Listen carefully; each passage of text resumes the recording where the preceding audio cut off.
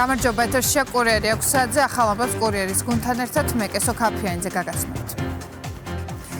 საქართველოს პრემიერ-მინისტრი ირაკლი კობახიძე აზერბაიჯანის პრეზიდენტ ილჰამ ალიევს შეხვდა. პირისპირ შეხვედრაზე მხარებმა ხაზი გაუსვეს ორ ქვეყანას შორის არსებული სტრატეგიული პარტნიორობის მაღალ დონეს და სხვადასხვა სფეროში ნაყოფიერ თანამშრომლობას. ყურადღება გამახვილდა ეკონომიკური კავშირების გაღრმავებაზე და ამ კუთხით საქართველო-აზერბაიჯანის ეკონომიკური თანამშრომლობის მთავრობათა შორისი კომისიის როლზე, რომლის მორიგის ხდომა საქართველოში უახლოეს მომავალში გაიმართება. ირაკლი კობახიძისა და ილჰამ ალიევის პირისპირ შეხვედრის შემდეგ მოლაპარაკებები გაფართოებულ ფორმატში გაგრძელდა, რომელშიც ორი ქვეყნის მთავრობის წევრები მონაწილეობდნენ. გაკეთდა ერთობლივი განცხადებები.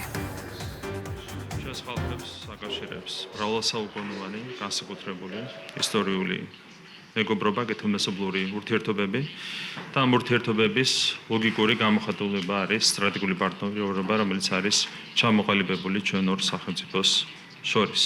და მოხარული ვართ, რომ ეს პარტნიორობა, ჩვენი ურთიერთობები, მეგობრობა დინამიურად ვითარდება სხვადასხვა მიმართულებით და ამ ყველაფერში განსაკუთრებულად ვაფასებთ ბატონო პრეზიდენტო თქვენს პირად ძალისხმევას და თქვენს პირად ჩართულობას.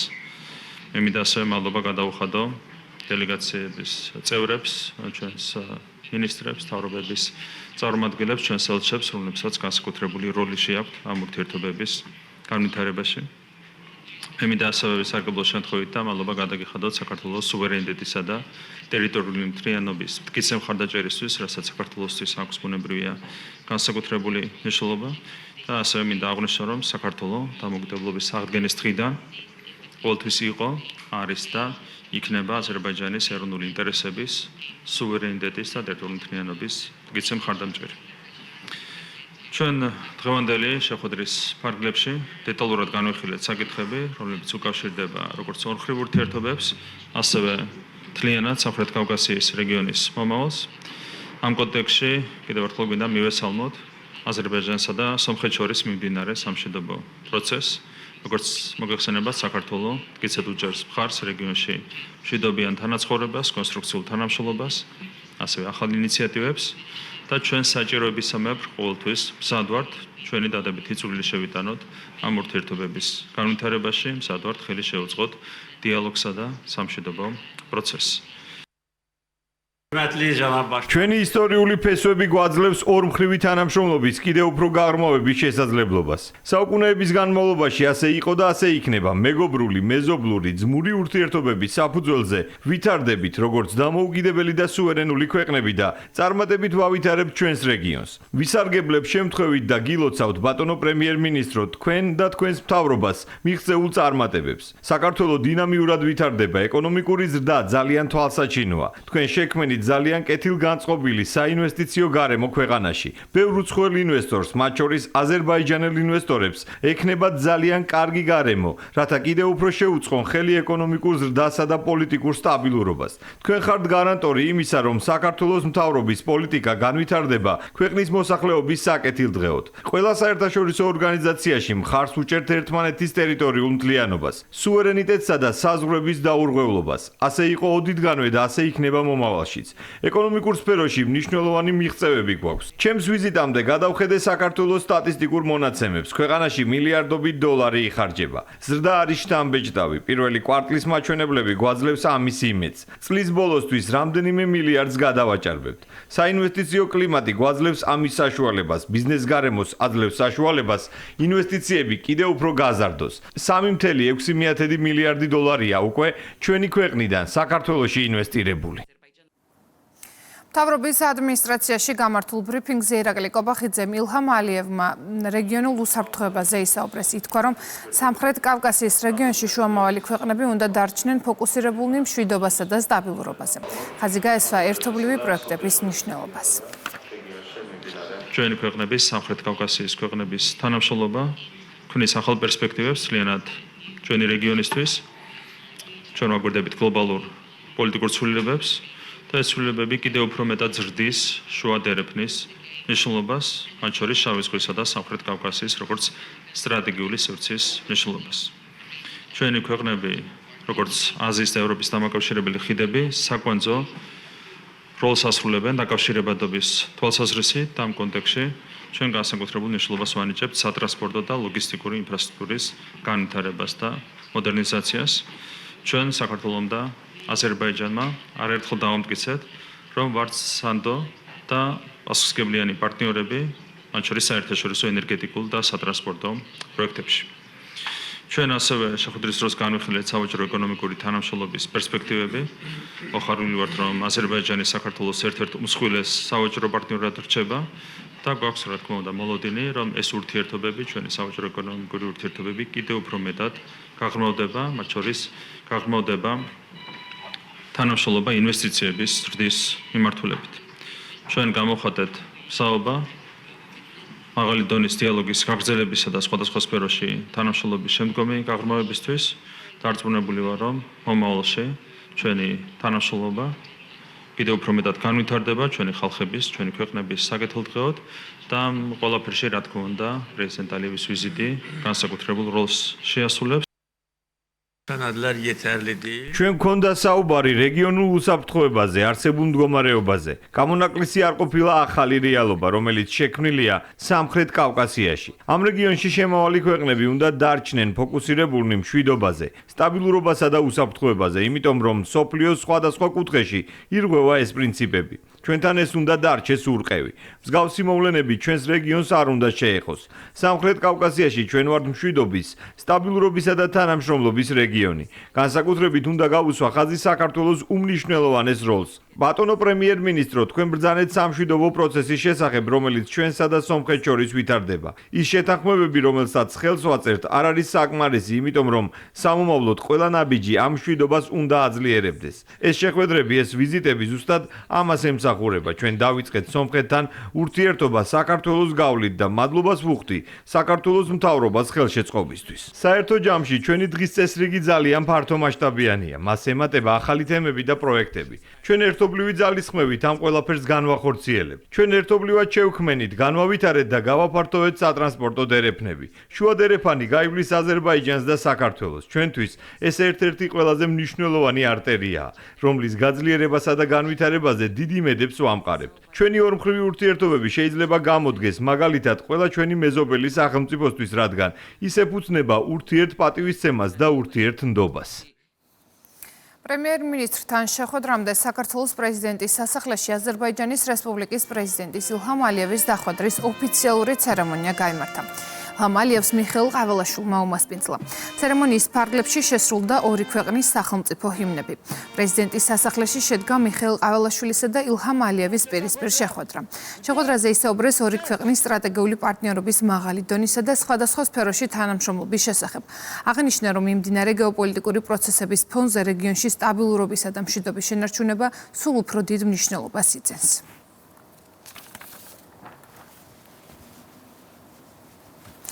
ილჰამ ალიევი საქართველოში მეუღლესთან და წარმომადგენლობი დელეგაციასთან ერთად ჩამოვიდა თბილისის საერთაშორისო აეროპორტში აზერბაიჯანის პრეზიდენტის თვითმფრინავი დილის 10 საათზე დაეშვა. მას საგარეო საქმეთა მინისტრი მაკა ბოჭორიშვილი დახვდა. აზერბაიჯანის პრეზიდენტმა პატივი მიაგო და გვირგვინებით შეამკო გმირთა მემორიალი. ილჰამ ალიევი იმყოფებოდა ორთაჭალაში, ჰეიდარ ალიევის მონუმენტთან, სადაც მას დედაქალაქის მერი კახა კალაძე დახვდა.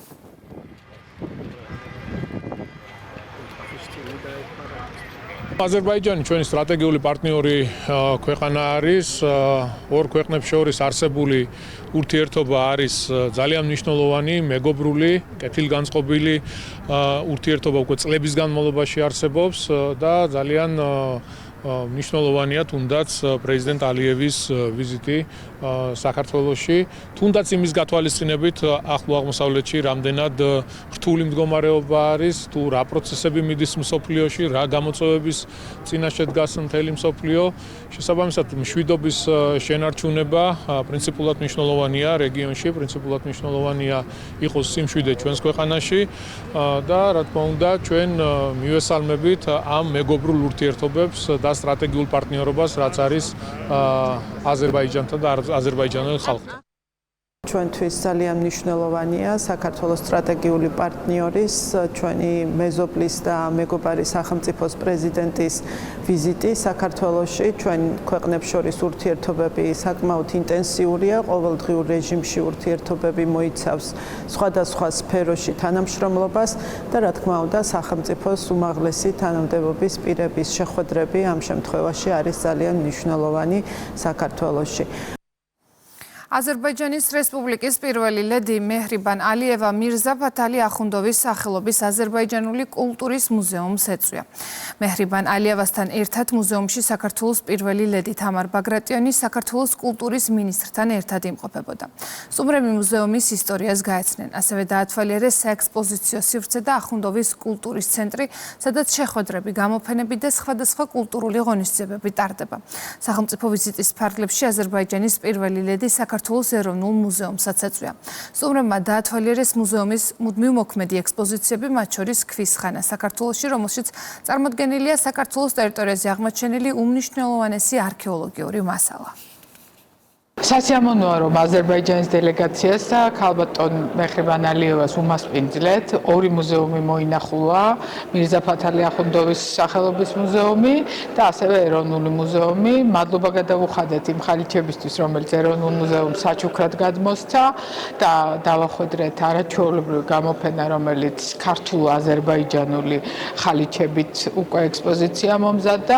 ძალიან დაინტერესებულია ქართულ-აზერბაიჯანული კულტურული მიმოცვლით და სხვადასხვა პროექტებით. დეტალურად გქონდა დრო გვესაუბრა სხვადასხვა ტიპის მსგავს პროექტებზე და ვფიქრობ, რომ ეროვნული მუზეუმი წელს ზაფხულში უკვე საზაფხულო სკოლის ფორმატით დაიწყებს აზერბაიჯანელი ახალგაზრდა შემოქმედების და მეცნიერების მოწვევას. როგორც ყოველთვის აზერბაიჯანის საქართველოს ურთიერთდაკავშირებადობა, კულტურული ურთიერთობები, როგორც თეატრალური, ისე სამუზეუმო, ისე სამეცნიერო სფეროში კიდევ და კიდევ გაღრმავდება. ხალხის ძალა პლასმასის ერთჯერადი ჭურჭლის აკრძალვაზე მთავრობის დადგენილების გადახედვას ითხოვს. პარტიაში გამართულ ბრიფინგზე ითქვა, რომ ხალხის ძალა გადაუდებლად ითხოვს მთავრობის 12 მარტის გადაწყვეტილების გადახედვას და ფართო კონსულტაციების შედეგად გონივრული გადაწყვეტილების მიღებას. მაჭარაშვილის თქმით, ყველა თანხმდება, რომ ეკოლოგიური თვალსაზრისით პლასმასის ნარჩენების სერიოზული გამოწვევა, თუმცა ასეთი ტიპის გადაწყვეტილებების მიღებამდე საჭიროა ეკონომიკური ზეგავლენის მოსალოდნელი შედეგების შესწავლა. თუ მოხდებოდა ეს რეგულაცია ფაქტობრივად აიძულებს საზოგადოებას მოუმზადებლად გადავიდეს მინის ბოთლების მოხმარებაზე და ჩამოსასხმელ პროდუქციაზე. ასეთი წინდაუხედავი გადაწყვეტილება გამოიწვევს პროდუქციის თვითღირებულების 20-დან 50%-მდე ზრდას, პროდუქციის არჩევანის შემცირებას, ბიზნესზე ნეგატიურ გავლენას, სამუშაო ადგილების დაკარგვას. მომხმარებელთან ერთად დაზარალდებიან დისტრიბუტორები, მცირე იმპორტიორები და მეწარმეები. ასეთი ტიპის გადაწყვეტილებას წინ უნდა უსწრებდეს ქვეყანაში გადამუშავების ინფრასტრუქტურის უზრუნველყოფა, ალტერნატიული შეფუთვის განვითარება, სუბსიდიები ბიზნესისთვის. წინააღმდეგ შემთხვევაში გარდაუვალი იქნება ეკონომიკური შოკის ეფექტი. ნეგატიური შედეგის თავიდან აცილებისათვის საჭიროა აკრძალვის ნაცვლად სისტემა გავხადოთ მართვადი. თავარი პრობლემა არა პლასმასი, არამედ მისი მართვაა. შევქმნათ გადამუშავების ინფრასტრუქტურა. შემოღებულ იქნას დეპოზიტური სისტემა, რაც ევროპაში აპრობირებული მეთოდია. აქედან გამომდინარე, საპარლამენტო პოლიტიკური ჯგუფი ხალხის ძალა გადაუდებლად ითხოვს მთავრობის შესაბამისი დადგენილების გადახედვას და ფართო კონსულტაციების შედეგად გონივრული გადაწყვეტილების მიღებას. ჩვენ ერთი დასახელებულია ვთქვათ, რომ მთავრობის გადაწყვეტილება იყო და არის დასაბუთებული. ამავდროულად შეგვიძლია ისიც ვთქვათ, რომ ხალხის ძალის წინადადება არის საინტერესო, გარკვეულ არგუმენტებზე ისაუბრეს ხალხის ძალის წარმომადგენლება, დავილოდოთ რა გამოხმაურება ექნება, ან ექნება თუ არა ამ საკითხის გამოხმაურება ხელისუფლების აღმასრულებელი ხელისუფლების მხრიდან და ბუნებრივია შემდეგ უფრო სრულყოფილად შეგვიძლია ამ საკითხზე საუბარი. ერთიანი ეროვნული და საერთო სამაგისტრო გამოცდებისთვის რეგისტრაცია დაიწყო. პროცესი შესაბამის ვებგვერდზე 11 მაისის საღამოს 6 საათამდე გაგრძელდება. ცვლილებების თანახმად წელს უმაღლეს სახელმწიფო სასწავლებლებში სწავლას სახელმწიფო სრულად აფინანსებს, თუმცა კერძო უნივერსიტეტებში სახელმწიფომ გრანტების გაცემაზე უარი თქვა. შეფასებისა და გამოცდების ეროვნულმა ცენტრმა აბიტურიენტებისთვის ცნობარი რეგისტრაციის დაწყებამდე რამდენიმე დღით ადრე გამოაქვეყნა. მასში არის საგანმანათლებლო პროგრამების ჩამონათვალი, გამოცდებზე რეგისტრაციის ინსტრუქცია, საგამოცდო პროცედურები და წესები. აბიტურიენტებმა დაიწყეს რეგისტრაცია როგორც საერთო სამაგისტრო, ასევე ერთიან ეროვნულ გამოცდებზე და ამ დროისთვის შემიძლია გითხრათ, რომ საკმაოდ მაღალი არის აქტივობა. საკმაოდ ბევრი საგანი არის არჩეული. თავარსიახლეს წარმოადგენს ის, რომ აბიტურიენტები, რომლებიც გააკეთებენ არჩევანს სახელმწიფო უნივერსიტეტების სასარგებლოდ და შეარჩევენ პროგრამებს, აქ იგულისხმება როგორც საბაკალავრო, ასევე სამაგისტრო პროგრამები, სახელმწიფო უნივერსიტეტების შემთხვევაში სრულად დაფინანსდებიან სახელმწიფოს მიერ. საქართველოს სამოციქულო ეკლესია 152 პატრიარქს 16 მაისამდე აერჩევს. გავართებულ კრებას წინ უძღვის წმინდა სინოდის ხდომა, სადაც 3 კანდიდატი უნდა დასახელდეს. ხდომის თარიღი ჯერ უცნობია. სასულიერო პირები განმარტავენ, რომ ეკლესიის ახალი წინამძღოლი 26 აპრილიდან 16 მაისის ჩათვლით პატრიარქის გარდაცვალებიდან 60 დღის ვადაში უნდა აირჩიონ. მთავრებმა ისტორიული დღისთვის ადგილი უკვე შეარჩიეს. 3 მარტს წმინდა სინოდის ხდომაზე გადაწყდა, რომ ქართული ეკლესიის საჭედპრობელს სწორედ ილია მეორის კურთხეულ სამების საკათედრო ტაძარში აირჩევენ. ამ დღეს პატრიარქის ინიციატივით აშენებულ ტაძარში 2000 ადამიანი შეიკრიბება, თუმცა ხმის უფლება მხოლოდ მღვდელ მთავრებს ექნებათ. პატრიარქის მიტრას დაიდგამს ის, ვინც სინოდის მიერ გამორჩეული 3 კანდიდატიდან უმრავლესობას, ანუ მინიმუმ 20 ხმას მოიპოვებს. უნდა გვახსოვდეს პირველ რიგში მისი უწმიდესობის კურთხეები, მისი უწმიდესობის შეგონებები, რომელსაც ჩვენი დიდი პატრიარქი ილია მეორე გვაძლევდა მის სულიერ შვილებს და დარწმუნებული ვარ ის ამ პერიოდში ჩვენ ყველას მოგვიწოდებდა, რომ განსაკუთრებულად ვილოცოთ იმისათვის, რომ მოხდეს სინერგია ღვთისნებისა და ადამიანის ნებისა და წმინდა სინოდმა აირჩიოს ღვთისათვის სათნო ღვთისთვის სათნო და გამორჩეული პიროვნება საქართველოს კათოლიკოს პატრიარქად, რადგანაც ყველა მღვდელმთავარი ღირსეულია, რა თქმა უნდა, მაგრამ არსებობს ასევე ღვთისრჩეული კანდიდატიც, რომელიც წმინდა სინოდმა უნდა აირჩიოს. მართვა-გამგეობის დებულებით ვიცით, რომ უნდა მოიწვიონ წმინდა სინოდის კრება, რომელიც უნდა მოიწვიოს საპატრიარქოს ტახტის მოსაყდრე მეუფეშიომ. ეს უნდა მოხდეს 40-დან, არაუმეტეს გარდაცვალებიდან 2 თვისა, ანუ ეს თარიღები არის 26 აპრილიდან 16 მაისის ჩათვლით უნდა მოხდეს, ესე იგი გაფართოებული კრების მოწვევაც და წმინდა სინოდის მოწვევაც. წმინდა სინოდზე გამოირჩევა 3 კანდიდატი, რომლებიც უკვე გაფართოებულ კრებაზე ამ 3 კანდიდატიდან მოხდება სწორედ საქართველოს პატრიარქის არჩევა. გაფართოებული კრება ჩატარდება სამების საკათედრო ტაძარში, რომელსაც დაახლოებით 2000 ადამიანი დაესწრება, მათ შორის იქნებიან როგორც სასულიერო პირები, ასევე საერო ადამიანები და რასაკვირველია მღვდელმთავრები, რომლებმაც უნდა გააკეთონ სწორედ არჩევანი. რადგანაც კენჭისყრაში მონაწილეობას სწორედ მღვდელმთავრები იღებენ. და შექმნილი არის კომისიები, ეს არის ხმისდამთვლელი კომისია, რომელსაც უხელმძღვანელებს მეუფე თეოდორე ჭუაძე, ეს არის სამანდატო კომისია, რომელსაც ხელმძღვანელობს მეუფე საბა გიგიბერია და სარედაქციო კომისია, რომელსაც ხელმძღვანელობს მეუფე ანდრია გვაზავა. საპატრიარქო ტახტის მოსაყდრე მეუფეშიო მუჯირი და კომისიის ხელმძღვანელები უზრუნველყოფენ, რომ საარჩევნო პროცესი იყოს გამჭვირვალე და სამართლიანი. ხარების დღესასწაულთან დაკავშირებით საპატრიარქო ტახტის მოსაყდრე მიტროპოლიტი შიოსიონის საპატრიარქო ტაძარში წირვას აღასრულებს. როგორც საპატრიარქოს მიერ გავრცელებულ ინფორმაციაშია ნათქვამი, 7 აპრილს 10 საათზე წირვა ჩატარდება, წირვის შემდეგ შესრულდება სრულიად საქართველოს კათოლიკოს პატრიარქის, უწმინდესისა და უნეტარესის ილია მეორის სულის მოსახსენიებელი ბანაშვით.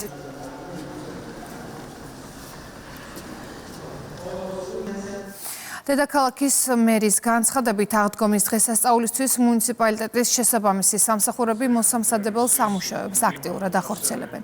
მიმდინარეობს სასაფლაოების მასშტაბური დასუფთავების სამუშაოები. კახა კალაძის თქმით, დედაქალაქში მუნიციპალური სასაფლაოების მიმართულებით ტრადიციულად 12-13 აპრილს დაწესდება ავტობუსის 9 დროებითი მარშრუტი.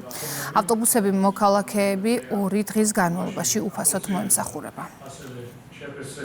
მიმდინარეობს სასაფლაოების მასშტაბური დასუფთავების სამუშაოები. გვინდა თხოვნით მივმართოთ ასევე მოქალაქეებს, დედაქალაქში მცხოვრებ ადამიანებს, ჭირის უფალს, რომ გამოვიჩინოთ მაღალი სამოქალაქო პასუხისმგებლობა და ერთად შევინარჩუნოთ ტერიტორიებზე სისუფთავე. ტრადიციულად 12-13 აპრილს დაწესდება ავტობუსების 9 დროებითი მარშრუტი. 11 აპრილის ღამეს თბილისის მეტრო გახანგრძლივებული დროით იმუშავებს. თბილისის რაიონული გამგეობები წინასააღდგომო ტრადიციულად სასაჩუქრე კალათებს გადასცემენ უფასო სასადილოებით მოსარგებლე სოციალურად დაუცველ ბენეფიციარებს, ომისა და სამხედრო ძალების ვეტერანებს და საქართველოს უსინათლოთა კავშირის წევრებს.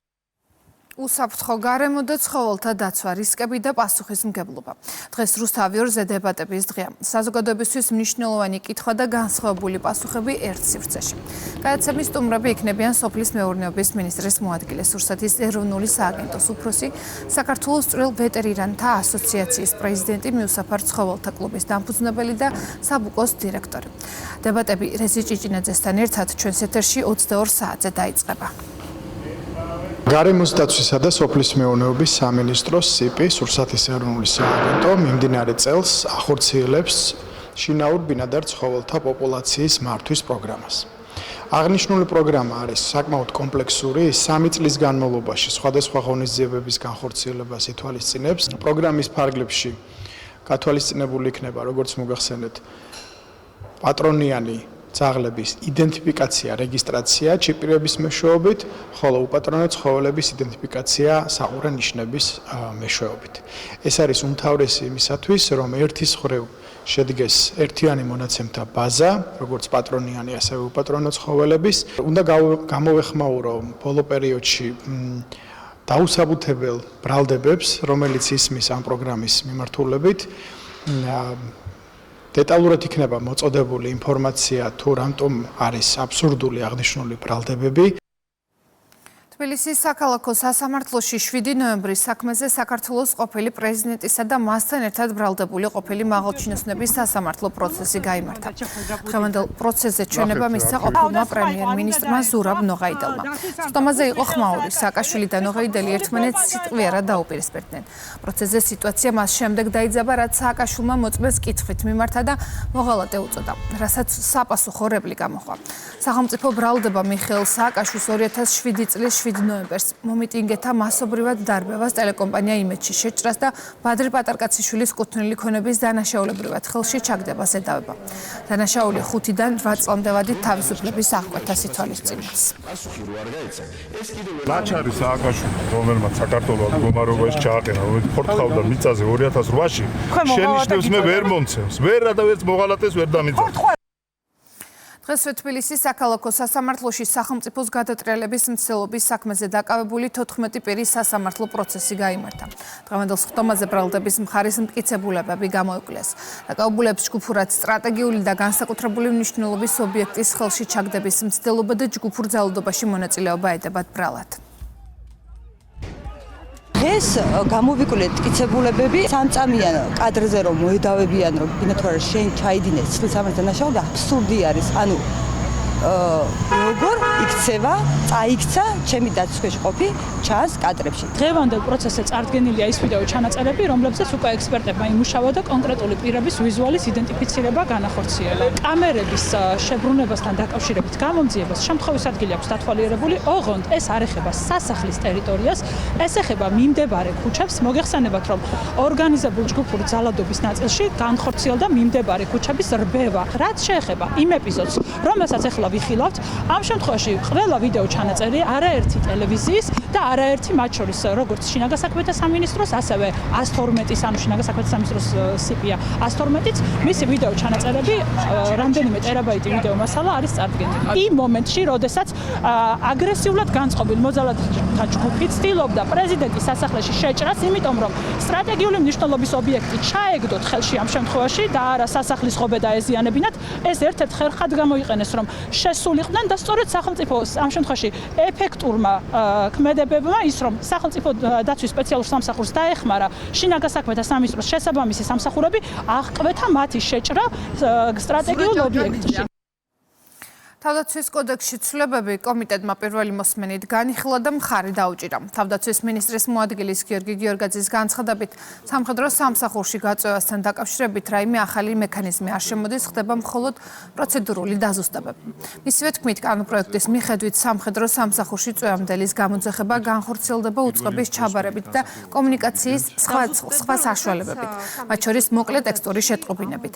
ახალგაზრდებს კი, რომლებიც სასწავლებლად არიან წასული, ჩვეულებრივ როგორც საქართველოში სტუდენტის სტატუსი წარმოადგენს გადავადების საფუძველს.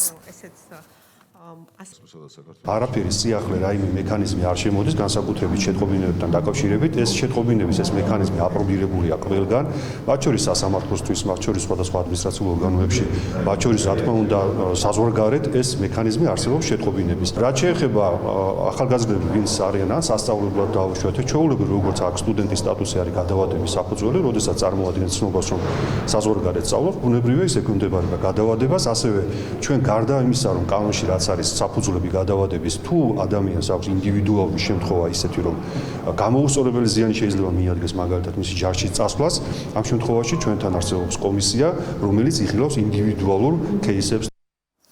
30 ოჯახს საკუთრების დამადასტურებელი მოწმობები სიმბოლურ ერთ ლარად გადაეცა. თბილისის 10-ვე რაიონში მცხოვრებ მოქალაქეებს საკუთრების დამადასტურებელი მოწმობები დედაქალაქის მერმა და ქონების მართვის სააგენტოს ხელმძღვანელმა გადასცეს. კახაკალაძის ინიციატივით მოქალაქეებისთვის საცხოვრებელი ფართების დაკანონების პროცესი გრძელდება. საკუთრების უფლება უფრო ადრე გადმოგვეცა, მაგრამ ეხლა ორდერი გადმოგცეს.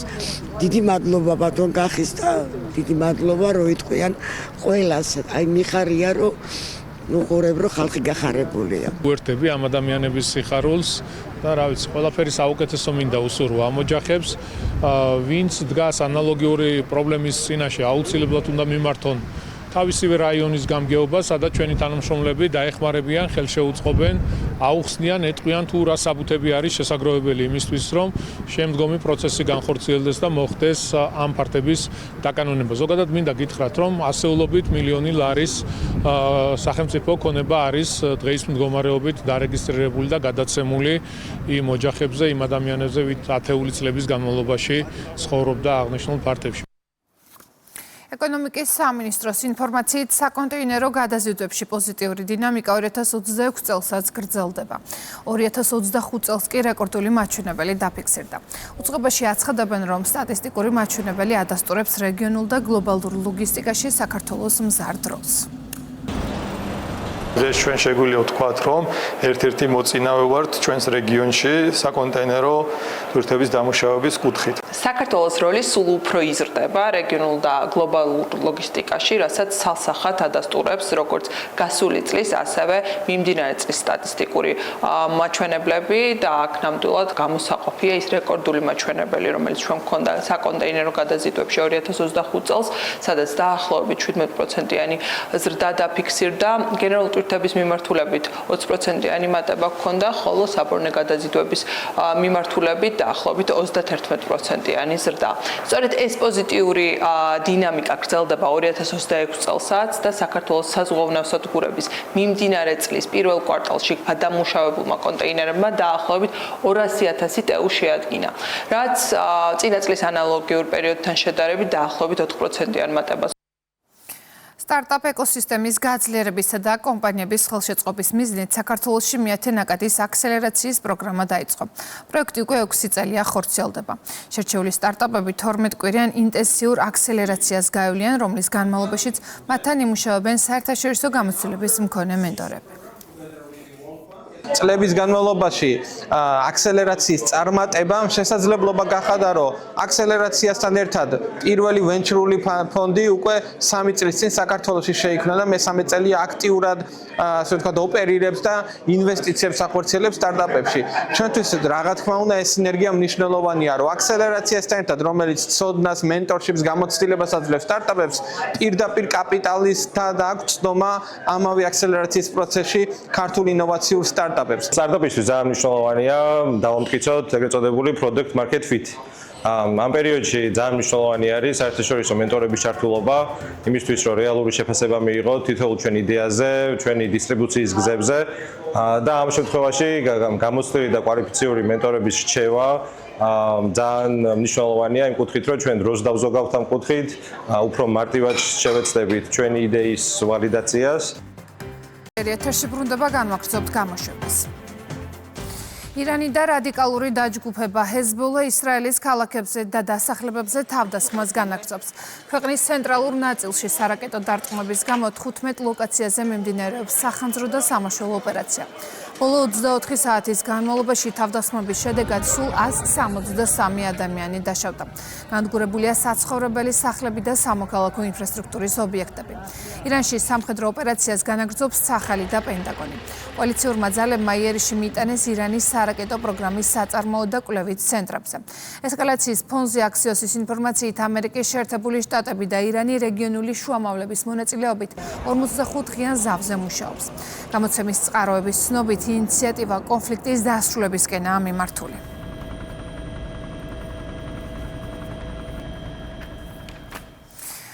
კვირის განმავლობაში უკვე მეორე მასშტაბური წყალდიდობა დაღესტანის სტიქიური უბედურების ზონა. ვრცელდება ინფორმაცია დაღუპულების შესახებ. რეგიონში არ ფუნქციონირებს საქალაქთაშორისო მიმოსვლა დაზიანებულია გზები, მაგისტრალები და რკინიგზა. ელექტროენერგიის გარეშე 140 სოფელია დარჩენილი. ამოქმედებულია საგანგებო მდგომარეობის რეჟიმი, დაზარალებული რაიონებიდან მიმდინარეობს მოსახლეობის ევაკუაცია.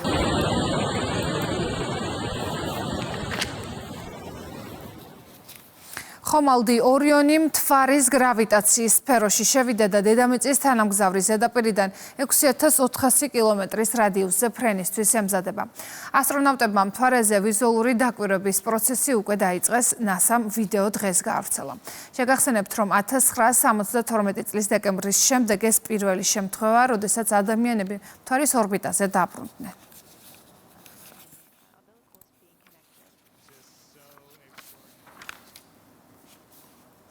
კულტურის სამინისტროს მხარდაჭერით რუსთაველის ეროვნულ თეატრში რობერტ სტურუას სპექტაკლის „ვეფხის ყავსნის“ პრემიერა გაიმართა. სპექტაკლის მუსიკალურ გაფორმებაზე სვიმონ ჯანგულაშვილმა და რობერტ სტურუამ იმუშავეს. მასში გია ყანჩელისა და ზაქარია ფალიაშვილის ნაწარმოებებთან ერთად ქართული საგალობლები და არაბული ტრადიციული მელოდიებია გაერთიანებული. დადგმის ქორეოგრაფია კოტე ფურცელაძეს ეკუთვნის. საპრემიერო ჩვენებები რუსთაველის ეროვნული თეატრის დიდ სცენაზე 6, 7, 17 და 18 აპრილს გაიმართება.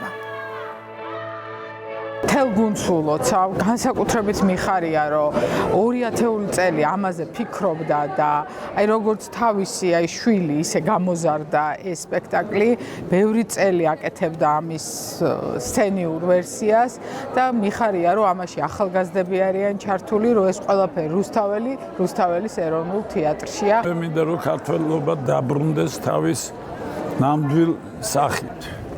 ეს არის რაინდობა, კარგი განათლება, ზრდილობა, შეიძლება პრიმიტიული სიტყვა იყოს.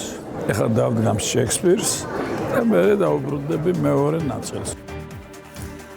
კურიერი 6-ზე დასრულებულია, მე დღეს ამით გამშვიდობებით, ეთერს კი უთმობ სპორტს და ლაშადვალიშვილს. თქვენ კი მეტი ინფორმაციისთვის ეწვიეთ ჩვენს ვებპორტს rustavi2.gr და ასკანერებთ QR კოდი და შემოგვერდით rustavi2-ის Facebook გვერდზე. ნახვამდის.